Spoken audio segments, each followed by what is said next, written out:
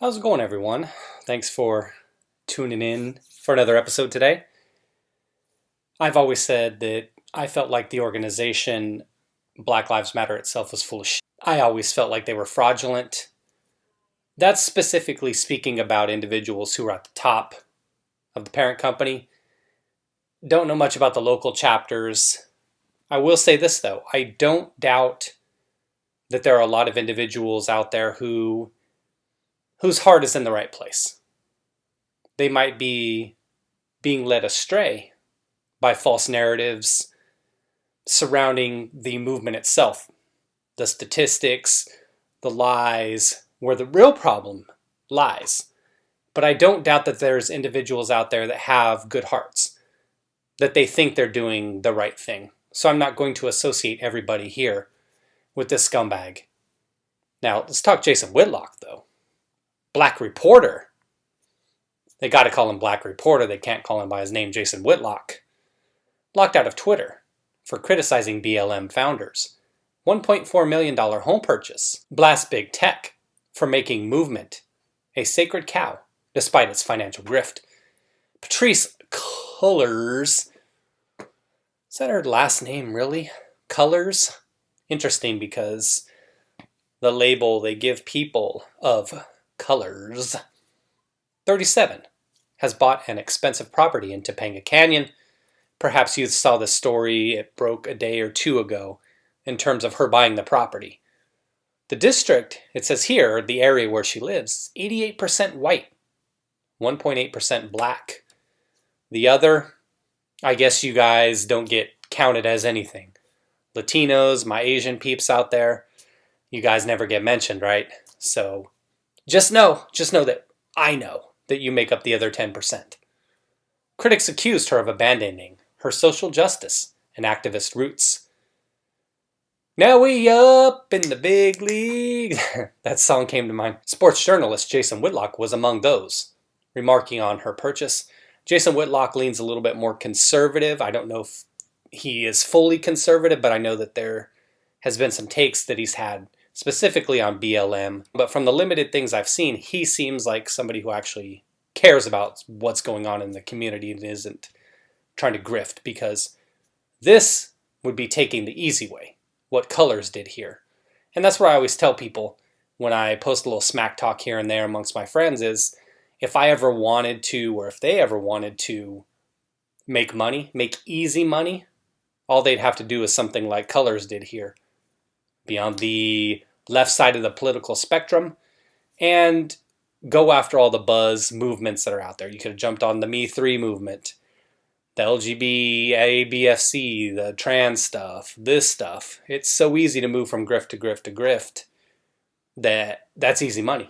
And Patrisse figured it out. Twitter is demanding he delete his tweet linking to a celebrity real estate blog. Whitlock says he remains in Twitter jail because I won't post bail. The action is the latest draconian step in censorship by the Silicon Valley firm. I think Twitter has been looking for an excuse to deplatform me, Whitlock said. BLM raised $90 million last year, the AP has reported, but it's unclear how leaders are paid, if they are paid, because the organization's finances are opaque, a fact that has sparked criticism, even among local BLM chapters. You wonder if that criticism comes because they wanted to get in on the cash rake as well and weren't getting anything kicked down their way, so they're trying to, hey, wait, what about my million? Whitlock says Twitter's been trying to silence him for asking questions about BLM's finances. He was silenced just as it emerged that BLM co-founder Patrisse Cullors, a self-professed trained Marxist, if you recall that whole thing from last year and then even before that, $1.4 million house in LA, they say. The New York Post reported that Cullors had also bought 2 other LA homes in recent years and paid $415,000 for a 3.2 acre property in Georgia. Woo! There's a tweet shared by Whitlock showing his account has been locked. It says here, violating their rules against posting private information. You may not publish, blah, blah, blah, blah, blah. It looks like they're saying here, this is what he linked to the real estate website, which they mentioned above. There's Cullors. You can't play with Black lives. Apparently you can take their money, though. There's the $1.4 million home, Topanga Canyon. You know, for Los Angeles, I would have expected this house, especially something in a canyon area, I would have thought it would have been smaller, just based on what I assume of LA real estate. Now, look again, Daily Mail, I don't know what they're trying to do here. Black reporter, call that man by his name, he has one. We've been talking about Black Lives Matter, man. Black Lives Matter has gotten you and I in trouble with Twitter over the last couple of days, man. First of all, man, are you still in Twitter jail, man, or did you get out yet? I'm still in Twitter jail because I won't post bail. Oh! I won't post bail. I'm not sure if I'm gonna post bail.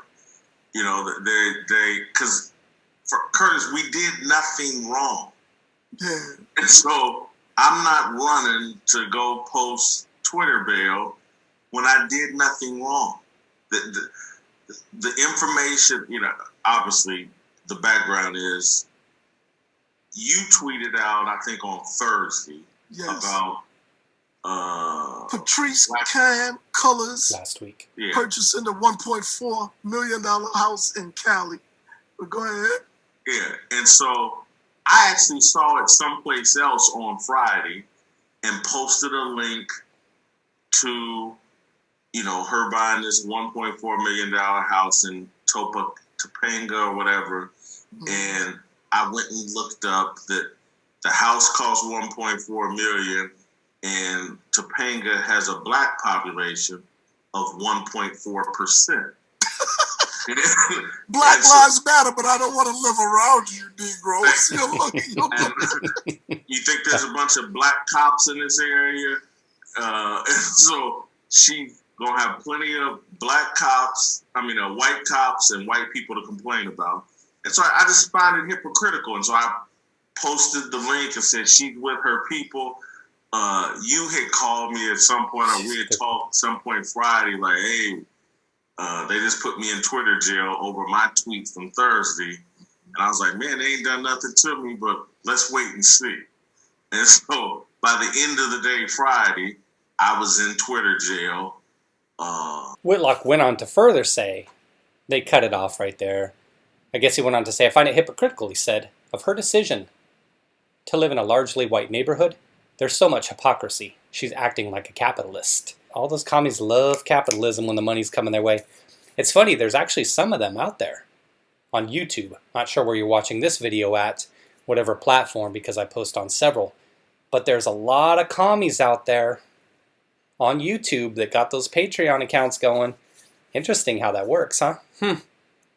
Easy to complain about something when you're benefiting from the system. I love it. The hypocrisy. They want you to remove the tweet to start your 12-hour sentence. Why should I remove the tweet? They have already removed it.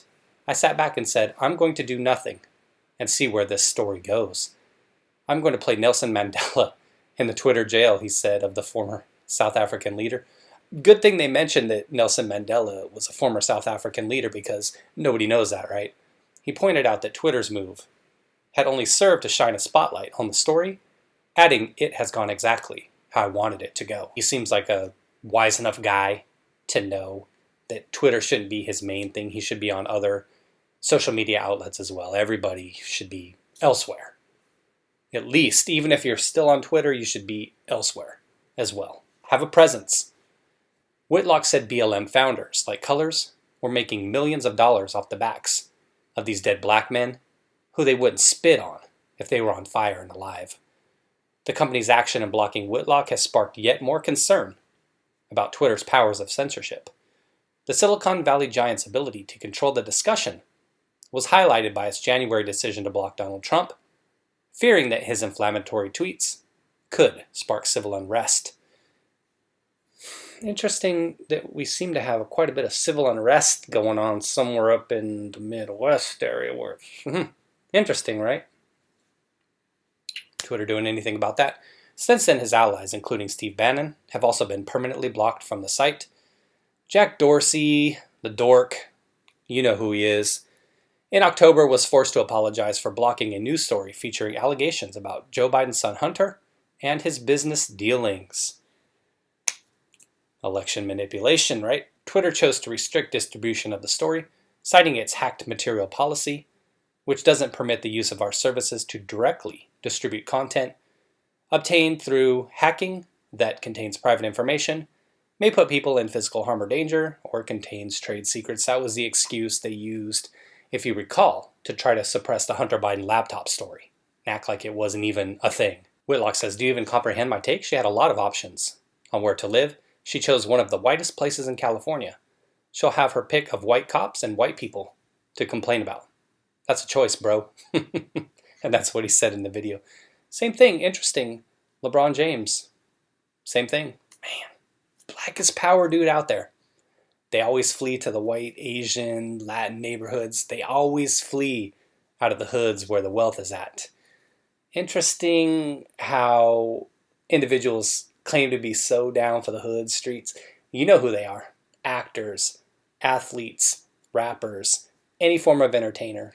CEOs even, claiming to be all, got that fist going for that black power. But you know what time it is. When it comes time for trying to figure out where they want to live once they get rich, where they want to send their kids, you know what kind of people they try to associate with. Hypocrisy, like Whitlock said. Interesting. There's legitimate victims out there, and there's legitimate people that actually are out there doing good. And then there's people like BLM and Patrisse Cullors who, this is all they care about, the green. It's not about Black Lives Matter, it's about greenbacks matter, baby. Some more on the real estate angle. She bought the 3 other homes in recent years, total cost of around $3 million. Cullors and her partner also purchased the custom ranch in Georgia in Conyers, 3.2 acres, $415,000. That residence comes complete with its own pool and airplane hangar. Nice. Additionally, the publication claims that property records show Cullors has bought 2 other LA homes in recent years. In 2016, she is said to have paid $510,000 for a 3-bedroom home in Inglewood. In 2018, she added another home to her property portfolio by laying down $590,000 for a 4-bedroom home in South LA, the Post says.